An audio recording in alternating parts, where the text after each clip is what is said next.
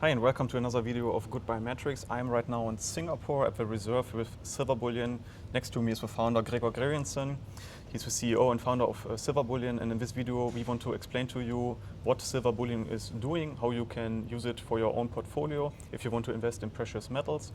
And we will talk in general not only what are the services, but why you should also consider Singapore as an option for diversification. Gregor, thank you so much for the interview today. My first question I want to ask to you is why I should, as an investor, focus on Singapore as a jurisdiction if I want to store precious metals. What is unique about this place, and why is it so safe? Yeah.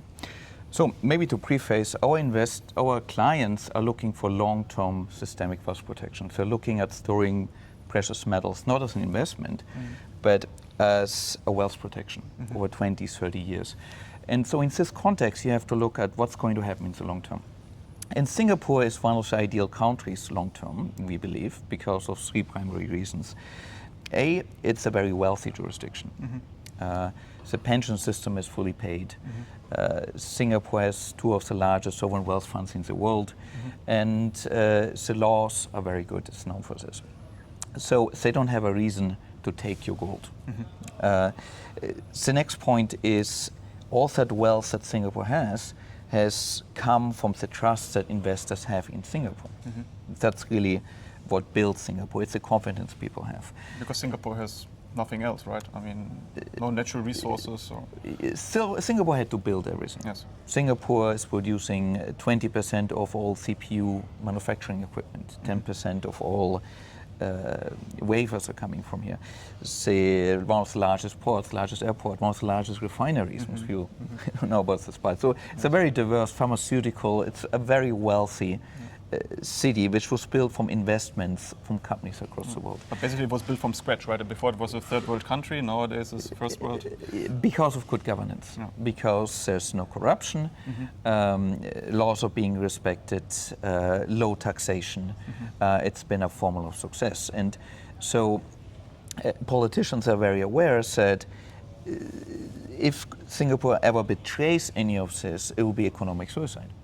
And so that's why Singapore is, has an interest in keeping your gold and silver, your private property safe as well. And certainly Singapore is very well defended.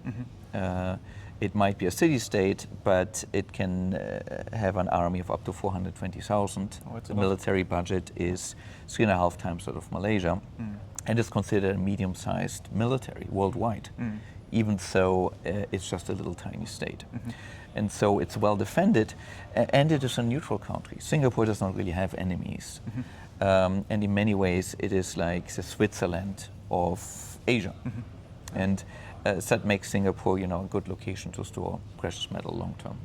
That's a very nice overview, and you will find also on the webpage of Silver Bullion lots of articles and information about that. Why is Singapore so interesting as an investor hub? Now maybe explain, Gregor, what makes Silver Bullion different compared to other precious metal storing facilities and vault operators. How did you structure everything here? Where we are right now, maybe you can explain that. And why is this a big benefit for me as an investor? So you have to understand, in the own industry, usually it's very stratified. You're going to a dealer, you're going to a bank, and usually these entities don't actually store the physical. They outsource it to somebody else, and there are 3 or 4 large global companies which store gold, and they will move it from one place to another. And these companies don't own their own facilities, usually they'll just rent. We felt that we needed to create something more permanent. And we felt that we have to create something which is only subject to Singapore law. Because we are worried that at some point in the future, there will be a US dollar currency crisis, maybe a currency crisis of the euro.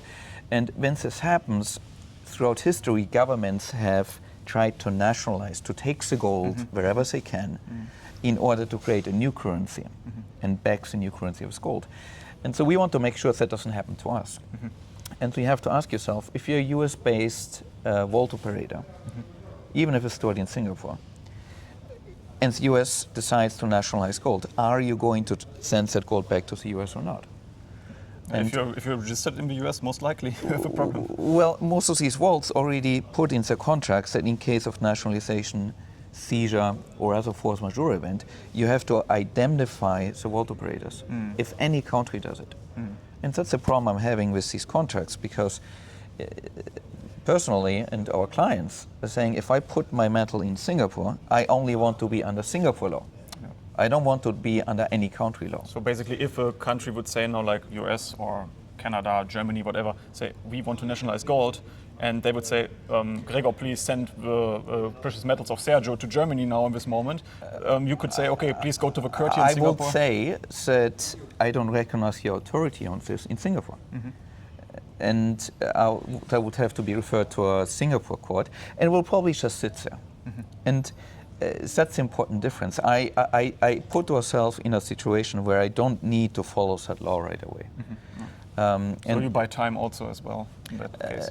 Yes, and if something like this happens, you have to understand the world will change very quickly. If the United States does this, it's because the US dollar will be collapsing, and the power will shrink very quickly.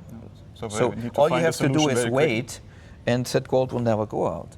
But it's important to know what you're going to do if that situation happens. So that was one big portion. As part of this, we also had to eliminate all of the third parties that are involved into this. We don't want to outsource to somebody else or have dependencies versus somebody else, so that we can have certainty.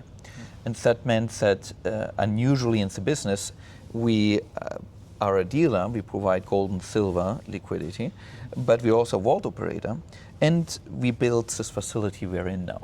So which it's is yours, it's fully owned by us. Yes. Owned, okay.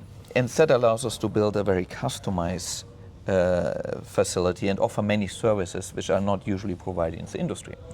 So some of these services are the fact that we test the precious metals. When precious metals arrive, we have an ultrasound, electric conductivity, density, magnetic test, and as well as X-ray spectrography. And with this, we can make sure it's real gold. And because it's real gold, we can guarantee it. So you as Silver Bullion guarantee me as an investor, if I find out that it's not real gold, what I store here with you and what I bought it with you before? We will replace it with a real bar, yes. And we can do this because we have a lot of trust in the testing system, which we've been running for 12 years now. And we have, in euro terms, somewhere around $65 million in euros in net asset in the companies to back this promise. Okay. So it's very unlikely that will happen with all the we are assuming the risk. Yeah. We are saying ultimately we are the experts. Yes. We should take on the risk, and if something wrong, the customer can fault us. Yes. Because usually in the industry, vaults store on a set to contain basis, meaning that they don't take responsibility whether it's real gold or not. So basically they just store it for you. They just store it for somebody, and you would have to sue the person you bought the gold from, which will probably sue the person they bought the gold from, and you might never be able to solve the situation. Yeah, you will never get back your money at all. So for us, it is important to minimize risk for the client in any way possible. And so testing, guaranteeing precious metals is part of it. When it comes to, say, insurance, we have theft and infidelity, which is typical in the industry, but we also have mysterious disappearance. And this is a very important catch-all insurance which covers mistake and other issues. Can you give one example? What does it mean? Right now, what you will find is that most dealers that you're storing with, and once you start asking about the insurance, they will probably tell you, don't worry, you have all risk insurance. And all risk insurance, you have to be very careful because it doesn't mean all risk covered. It means all risk covered unless excluded. Okay. Unless you know your list of exclusions, you don't really know what you're covered for. And the most important thing to be insured against is mysterious disappearance, which means something is lost and you cannot, the vault operator cannot get a police report to explain to the insurance company how it happened. So you cannot explain why is it lost at this moment, and this yes. is covered with like for example, if you have an inside job, there's an internal entity stealing, it's only an inside job if it's discovered, if we know what happened. But what if you have an inside job and they got away with it and you don't know how it was lost? Or what if you have a shipment of 100 bars of gold coming in?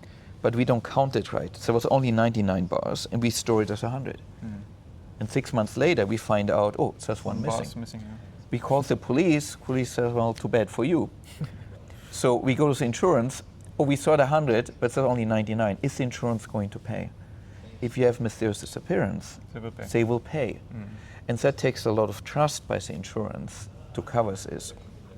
So you have to really prove that this facility is really safe and that you have a really due diligence process, what comes in and what's happening here. Yes, Lloyds of London species inspectors, because we insure directly with Lloyds of London markets. So security experts which will come here, do the due diligence, give a recommendation back on what kind of risk to cover. And we always had some of the highest grades in the industry, and we never had a loss for the last decade, which gave us this sort of coverage. And again, it's a differentiating factor versus other vaults, where you really are signing a document saying that if it mysteriously disappears, it's your problem. It's your problem. And once you think about it, that does not, for me, I cannot sleep well at night, with this exemption. So this is something that we cover. And then lastly, everything that we store for our clients is owned by the clients. And this is very important for people to understand, because if we're going to have a big crisis coming, companies are going to fail. And big banks can fail, just like in 2008 with Lehman Brothers. Yes. And if you are a creditor,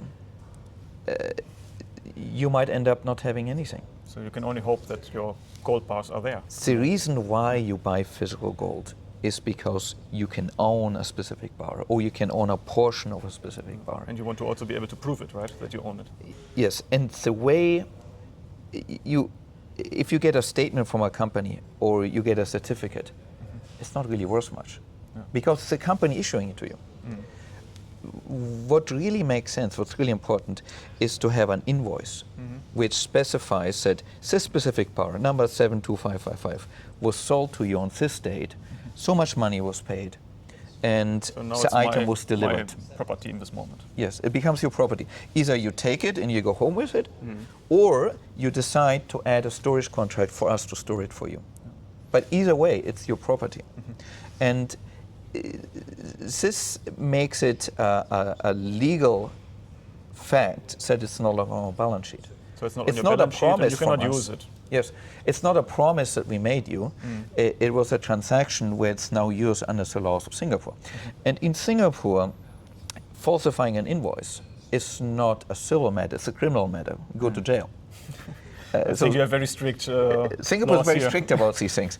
So we made the system a lot more inconvenient for us, because we wanted to make sure that the client is well protected, and we want to protect the client from us. I want to build a system which is going to be resilient, for many decades, and this was part of, one of the key factors for it. Well, it's wonderful, the system you built up. It's very nice. Maybe we can just go here to the Silver Cliff, and in the meantime, you can explain what we are looking down here, and also which services you provide, because you have like grams you can buy, right? Star Grams and Star Parcels, and you have a P2P market. So maybe you can just explain what does it mean exactly, and for whom is it interesting, these products? So if you come here, this one is our main silver vault. We can store up to 10,000 tons of silver here. That's about 30% of world production. And per year, for 1 year. Yes, we are at about 24-meter height right now, and you can see the silver about 12 meters below us on the top areas, because we are stacking silver 12 meters high. Each one of these bars is a 1,000 ounce bar. So if silver is $50 today, then basically it's a $50,000 bar.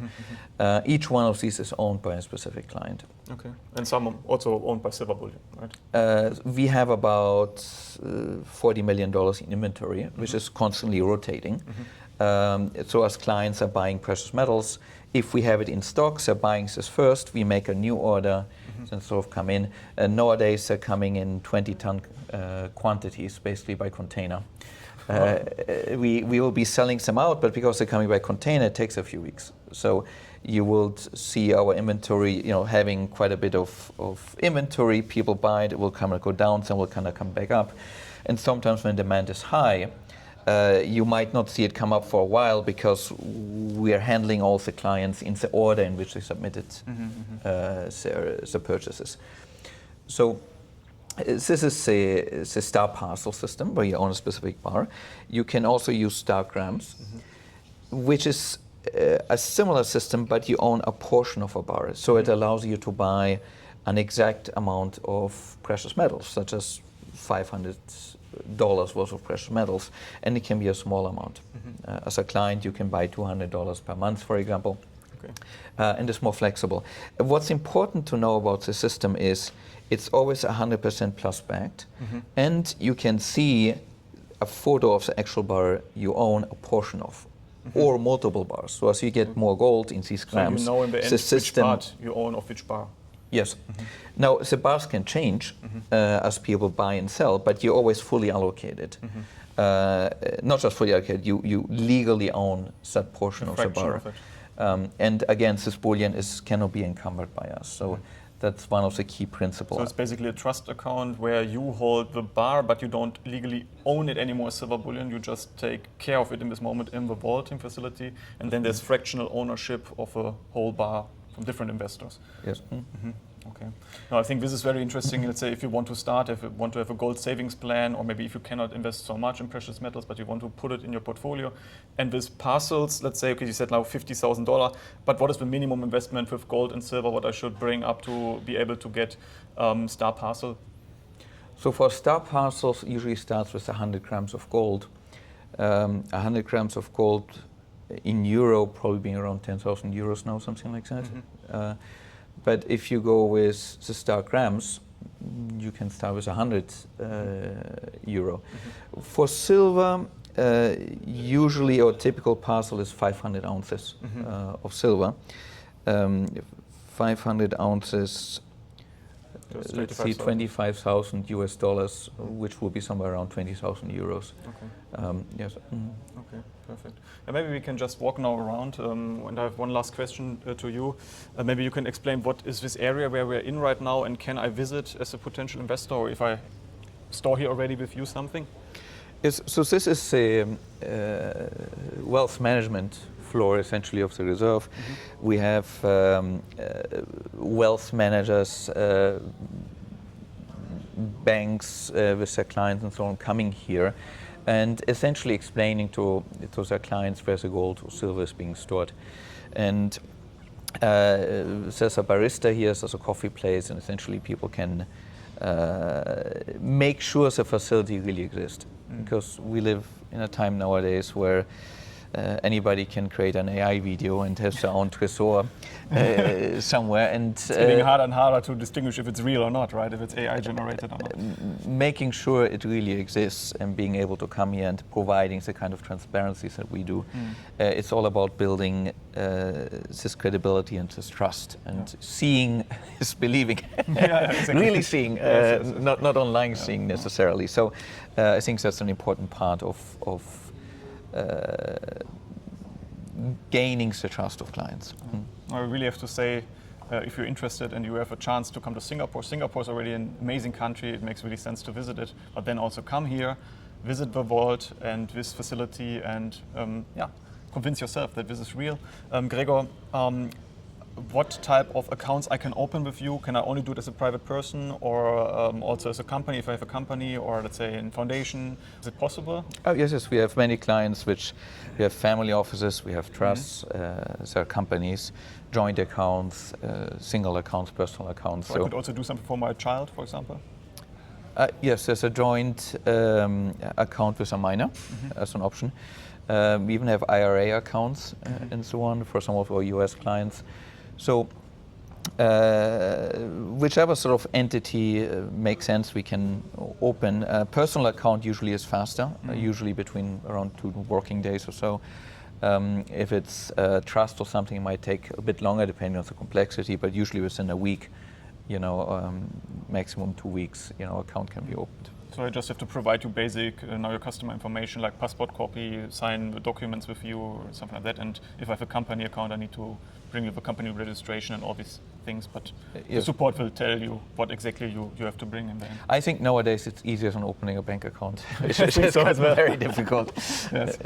This is 2 more things. What I think now is about, do you have to exchange how much precious metals I have here with governments?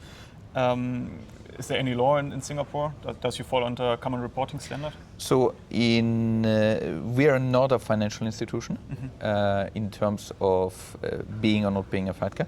So we don't have any reporting requirements under FATCA, for example, because in the context of the intergovernmental agreement between the United States and Singapore, the definition of financial institution, Americans like to keep it very generic. Usually, they would say anybody dealing in commodities can be considered a financial institution. But that would mean that a grocery store selling an apple can be a financial institution with that definition. So in the intergovernmental agreement with Singapore, it was defined that entities dealing in commodity futures are financial institutions. But because we don't deal with any paper, we just only buy physical items, that clearly puts us outside the scope of being a financial institution. It also means we don't have reporting requirements by default back to the Singapore government or any other government, basically. No, we still have to fulfill AML KYC requirements. Yes, sure. And so on, but there's no default reporting requirements on us. Okay, but at least you'll get some more discretion here, and that's an important point, you know. Okay, Gregor. One thing is about, let's say I'm from the UK, maybe which type of coins I should buy, because there's a hack with a tax, with a capital gains tax. Yes, so one thing which I always love to make people aware of is there are certain types of bullion which have some great tax advantages. Now, in Singapore, there's no tax on platinum, silver, or gold, as long as they're refined from LBMA refinery. So no VAT and sales tax. But the Royal Mint Britannia coins have a special treatment from the UK government, which exempts them from capital gain taxes as well for UK residents. So if you're buying any kind of gold and you're under UK jurisdiction, you should definitely consider buying these Britannia coins. Is it also for silver? Or silver, yeah, or platinum. Okay. Because the way gold has gone up this year, 60%. Yeah. If you're UK resident, you would have to pay 30% taxes. That would have meant 20% of the gold in taxes. But you buy Britannia coins and you're exempt officially. So it's a great investment for UK residents. And if you're not a UK resident, I always tell people, buy the Britannia coins anyway, because there's going to be British residents which are going to want to buy it from you in the future. So it's a higher demand. And the coins have the same price as other coins. Yeah. So we have been working quite closely with the Royal Mint, which is the governmental mint of the UK, basically. And we have a custom coin, the Maryline Singapore edition coin, with the Singapore Privy mark on it as well. So that's probably, if I'm buying precious metals right now, I'll be buying Britannia coins. Okay. Thank you so much, Gregor. And if you want to find out more about Silver Bullion and maybe get a special offer, you can find under the video a form you can just fill out, and you will be connected directly with the Silver Bullion client support, and they can look into how much you want to invest. They can make you a specialized offer from you with maybe some discounts, and also if you have other questions. Thank you so much, Gregor. You're welcome.